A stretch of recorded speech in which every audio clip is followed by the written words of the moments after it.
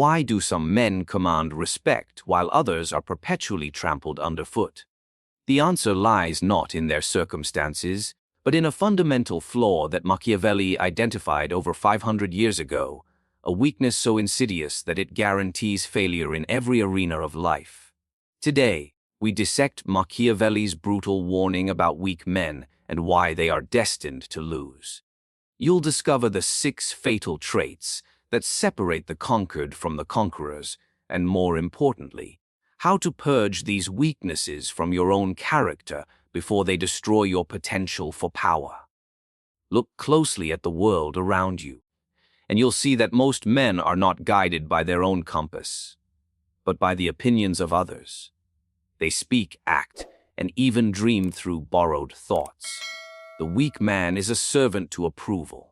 He feeds on it like a beggar depends on crumbs from a master's table.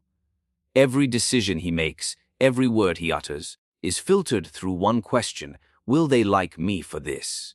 But the truth is, the more he tries to be liked, the less he is respected. The world does not admire those who seek acceptance. It admires those who make acceptance irrelevant. Weak men think that being agreeable is the path to peace. That saying, yes, will earn them loyalty, and that being liked will protect them. But history tells a different story.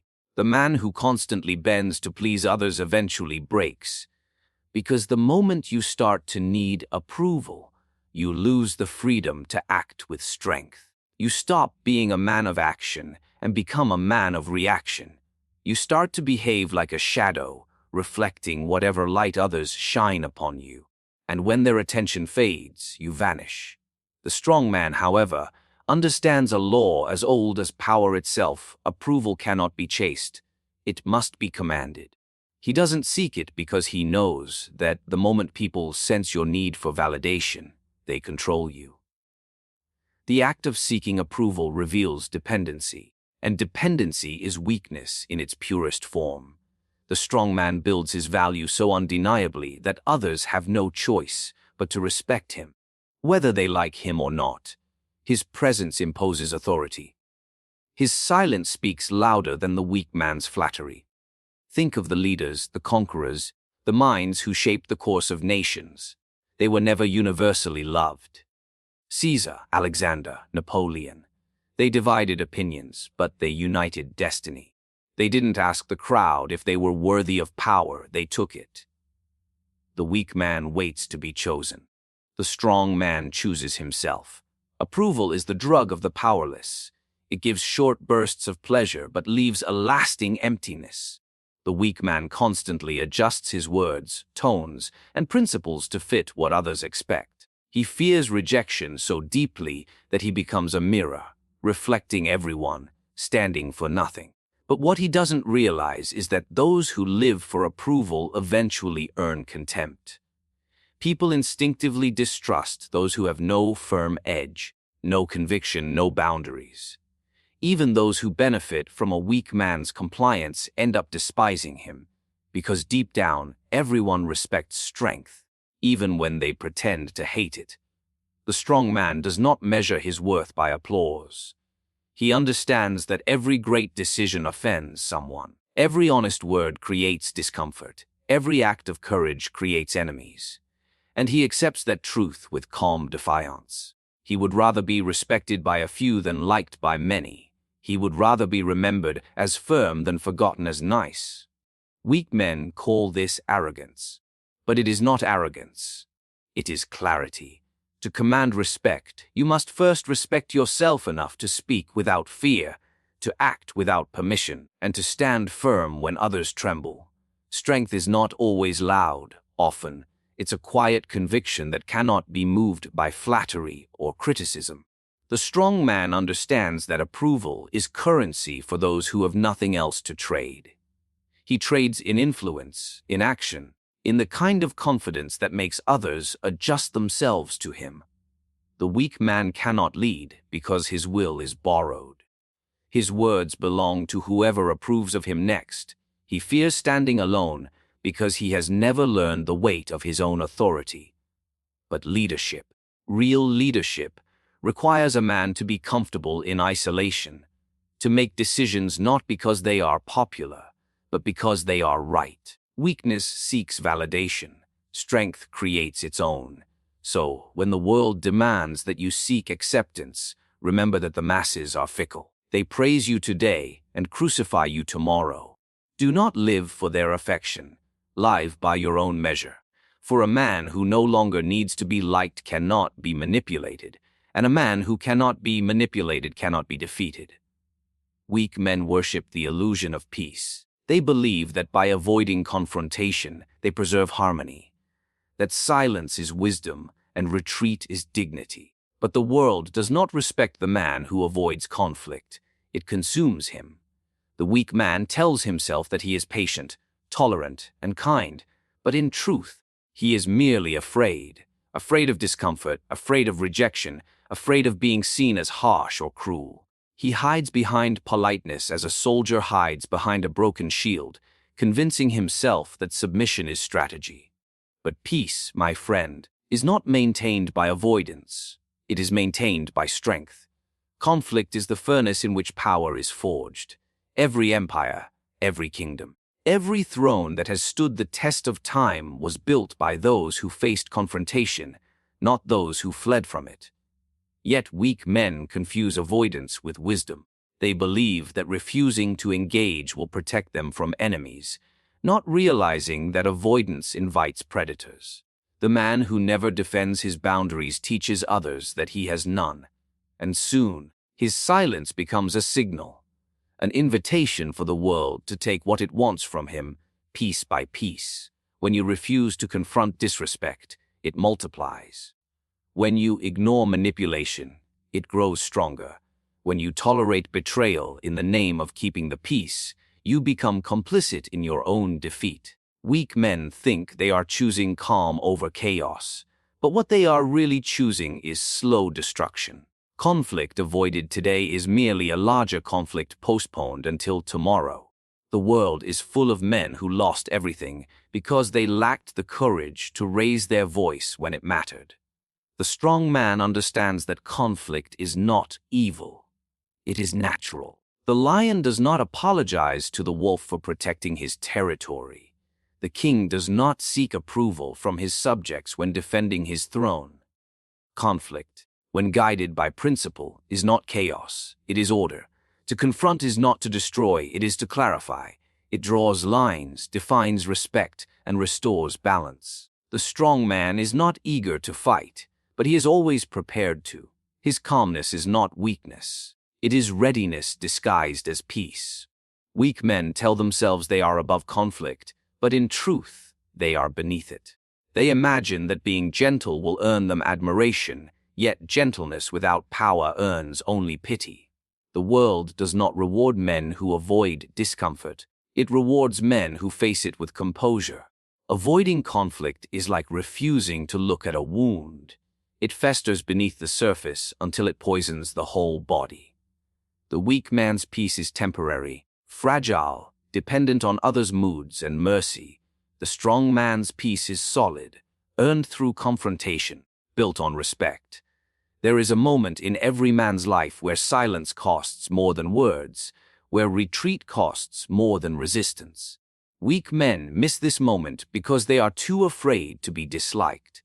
But power, real power, demands that you are willing to lose approval to gain control. Those who never risk confrontation never learn the true extent of their strength. They become invisible in their own story, background characters in lives they could have ruled.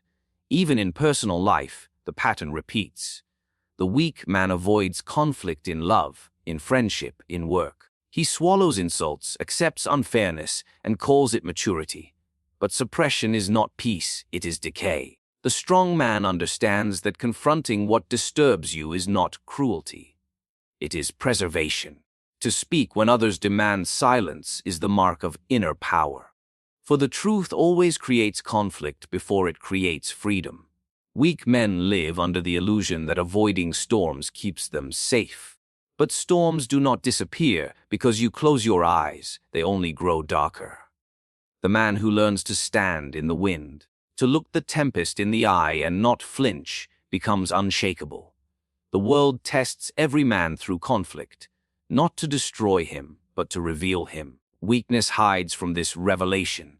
Strength welcomes it. For conflict is not the opposite of peace. It is the price one must pay to keep it. A weak man believes that his emotions define him. He takes pride in wearing his heart on his sleeve, in reacting instantly to every feeling as if each emotion were a sacred truth. He thinks this makes him honest, but in truth, it makes him predictable. And predictability is the first sign of weakness. When a man's emotions can be easily seen, they can also be easily controlled. Those who can trigger your anger, your fear, or your guilt can control your direction without ever raising a sword. The weak man becomes a puppet, his strings pulled by anyone clever enough to play with his feelings. He reacts to every insult, every slight, every rumor. His rage consumes him. His sadness paralyzes him. His fear dictates his choices. The world doesn't even have to defeat him. He defeats himself by surrendering control of his emotions to the chaos of circumstance. He confuses sensitivity with strength, not realizing that uncontrolled sensitivity is the path to ruin. To feel deeply is human, but to be ruled by feeling is slavery. The strong man feels everything, but he does not broadcast it. He observes his emotions like a king observing a storm from the safety of his tower. He studies it, understands it, and waits until it passes before acting. He knows that anger can be a powerful weapon, but only when it is used with precision, not explosion. He knows that fear can sharpen instinct, but only when it does not command retreat. He knows that love can inspire greatness, but only when it does not blind reason. The difference between the weak and the strong is not emotion itself, it is mastery. Weak men believe control means suppression. They force themselves to feel nothing, to appear unbothered, to numb the chaos inside. But suppression is not mastery. It is denial. A man who denies his emotions will eventually explode or decay. The strong man does not suppress, he channels. He turns anger into discipline, pain into wisdom, heartbreak into clarity. He uses emotion as a servant, never as a master. He acts when the weak man reacts. The weak man's emotions make him transparent. When he is angry, everyone sees it. When he is hurt, everyone senses it. When he is fearful, everyone takes advantage of it. He becomes an open book in a world full of predators who can read every line. People manipulate his sympathy, guilt, and insecurity because he has no control over them. A single word, a single look, a single insult can throw him off balance. His emotions make him vulnerable to manipulation, and the clever will always use that weakness to their advantage. The strong man, on the other hand, is unreadable. His calmness unnerves people. His composure under pressure confuses them. They cannot tell if he is angry, amused, or indifferent. And that mystery gives him power. When others lose their temper, he watches. When they break, he decides. Because he understands that the moment you let emotions govern action, you lose strategy. Power requires patience, and patience requires control. The weak man equates honesty with emotional exposure. He believes that saying everything he feels is truth, but most emotions are illusions, temporary storms that cloud judgment. Honesty is not speaking every thought, it is speaking only what serves your purpose. A man who reveals every emotion is not honest, he is defenseless. The strong man chooses his moments. He expresses emotion with intent, never impulsively. When he speaks, it has weight. When he acts, it has purpose. Even love, the most powerful emotion, destroys the weak man. He loves without boundaries, without logic, without awareness. He confuses devotion with dependency. The moment his love is rejected, his entire world collapses because he built his strength on someone else's presence. The strong man loves, but he never worships. He gives, but he never loses himself. He knows that affection must never come at the cost of identity. Anger, fear, love, envy, these are not enemies. They are forces. In the weak man's hands, they destroy him. In the strong man's hands, they destroy obstacles. The weak man lives as a slave to every emotion that passes through him. The strong man watches emotion pass and decides when to use it.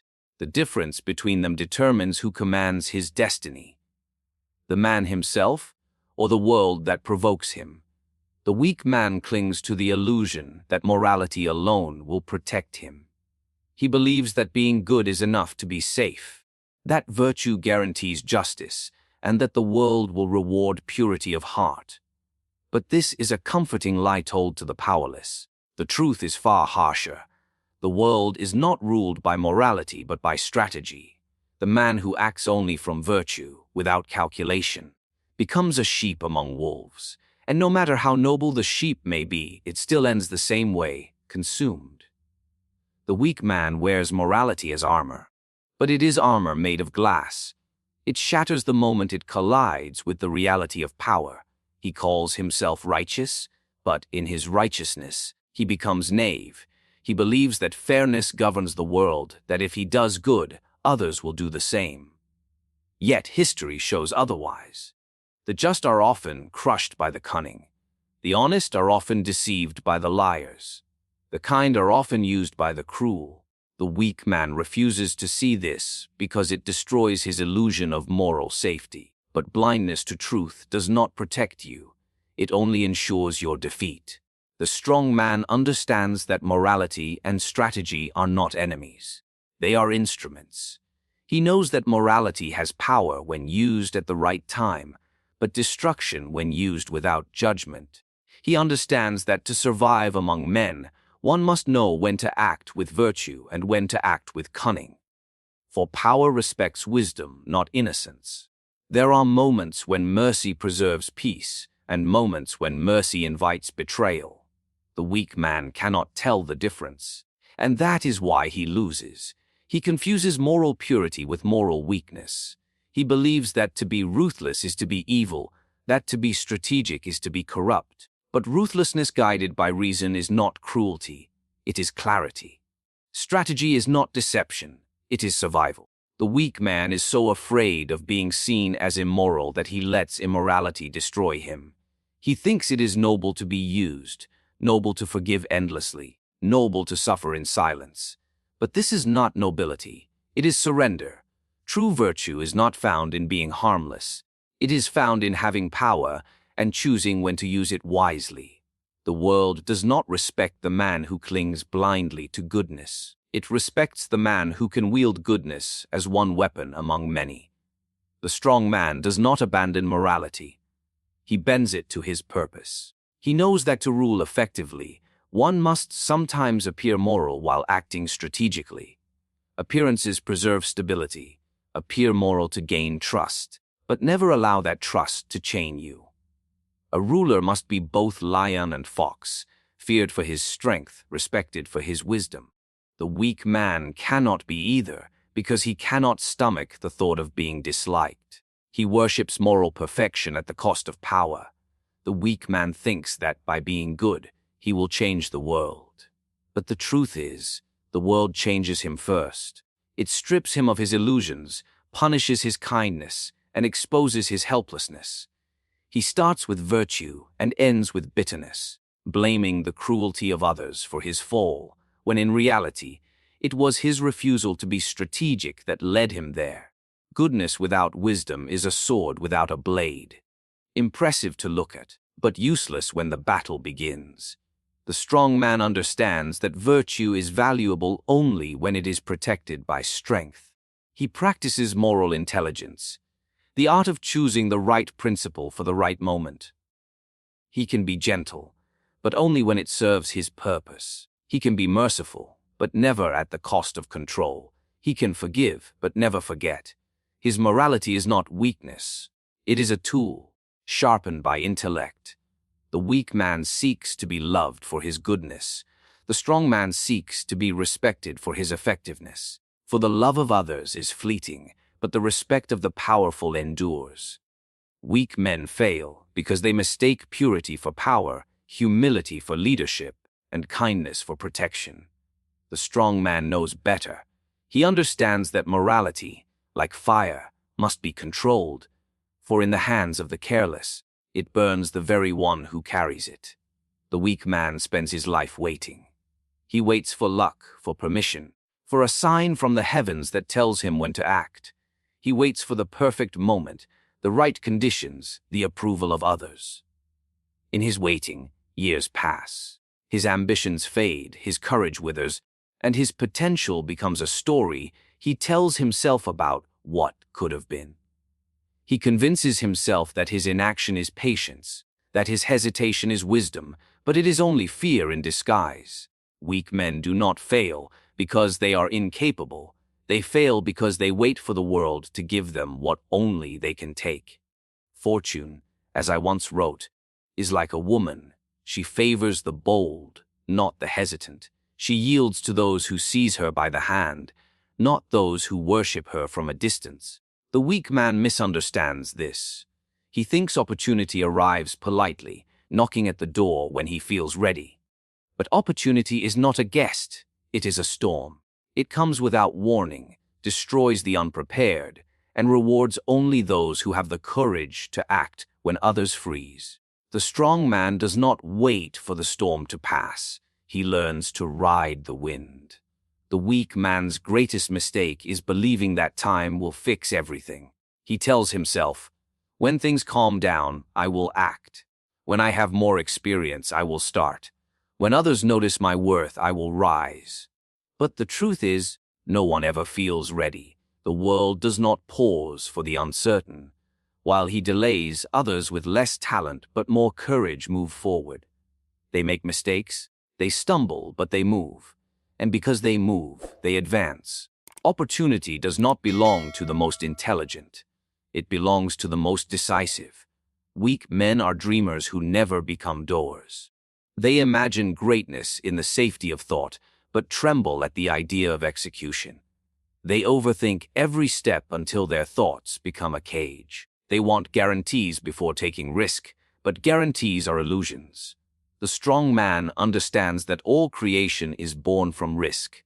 To build, to conquer, to lead, one must be willing to face uncertainty without flinching. The weak man worships certainty. The strong man bends uncertainty to his will. In politics, in business, in life, the pattern is the same. The weak man sits on the sidelines, analyzing the game, criticizing the players, waiting for the right opportunity. The strong man sees that opportunity rarely exists until someone creates it. He acts first, thinks faster, and adjusts later. Even his failures teach him more than the weak man learns in a lifetime of hesitation. Action sharpens the mind. Waiting dulls it. The strong man knows that momentum is power, and power belongs to those who move.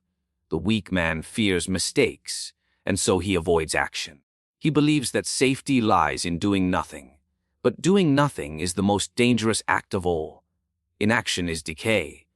Time erodes the weak man's confidence until his own hesitation becomes his enemy. Each time he delays, his will weakens, his opportunities vanish, and the world forgets his existence. The strong man understands that mistakes can be corrected. Hesitation cannot. A wrong step can be adjusted. A step never taken condemns you to stand still forever. Waiting for opportunity is the language of mediocrity. The powerful speak the language of creation. The strong man builds his own doors when none exist. He uses rejection as fuel, obstacles as training, and setbacks as strategy. Every challenge he faces becomes a tool to carve his path. He does not rely on chance. He manufactures it. He knows that destiny is not found. It is forged. The weak man spends his days envying others who succeeded, telling himself they were lucky. But luck is simply preparation meeting courage. The strong man prepares relentlessly and acts boldly, and so the world calls him lucky. Fortune bows to him because he dares to command it. The weak man's tragedy is not that opportunity never came. It is that when it did, he wasn't ready to take it. The difference between them is simple. The weak man reacts to the world. The strong man shapes it. The weak man asks for chances. The strong man creates them. One waits for permission. The other declares authority. Every empire, every revolution, every success was born not from waiting, but from daring. Opportunity does not fall from the sky. It rises from courage. The weak man cannot stand to be alone. Solitude terrifies him because it strips away his illusions. When he is surrounded by others, he can pretend to be strong, wise, and certain. But when the crowd disappears and silence fills the air, he is forced to meet the truth of who he really is. Uncertain, dependent, and afraid, he rushes to fill that silence with noise, with company, with distractions, because stillness reveals his emptiness. The weak man needs others not out of love, but out of fear, fear of himself. He mistakes loneliness for failure and solitude for punishment. He does not realize that every man of power, every thinker, every conqueror has walked through the desert of isolation. Greatness is not born in the crowd. It is born in the quiet corners where the world forgets you. But the weak man flees from these corners. He thinks he loses strength when alone, not understanding that isolation is the furnace where strength is forged. A man who cannot walk alone will always follow someone else's path. The weak man surrounds himself with people, not because they elevate him, but because they distract him. He prefers shallow companionship over deep reflection. He confuses validation with friendship. He fears silence because silence forces him to hear his own thoughts. Thoughts he has spent his life avoiding. He wants others to tell him who he is, what he should do, what he should believe, and so he becomes a reflection of others' opinions, never his own. The strong man sees solitude differently. He sees it not as emptiness, but as clarity. When the noise fades, he can finally hear the truth. He can think without interference, plan without pressure, and rebuild without distraction. Isolation becomes his weapon, a place to sharpen his mind while others waste themselves in endless conversation. He understands that to lead men, he must first separate himself from them. For a ruler who is always among the crowd becomes one of them, and the crowd does not follow what it sees as equal. Weak men believe that strength is found in numbers. They think safety comes from belonging, that unity is power, but unity without individuality is slavery. The man who cannot stand alone cannot stand at all. Dependence on constant company weakens the will. A mind that never rests in solitude never becomes original. Great ideas, bold plans, ruthless strategies, all are born when a man learns to be his own companion. The strong man uses isolation as a forge to temper his will, to study human nature. And to prepare for the moment he must return to the world, sharper, colder, more certain. The weak man's loneliness is filled with fear. The strong man's solitude is filled with purpose.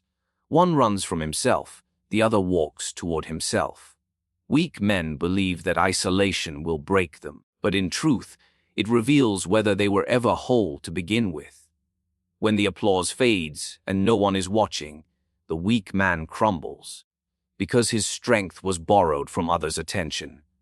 The strong man stands firm because his strength was built in silence. Society teaches men to be constantly connected, constantly surrounded, constantly seen.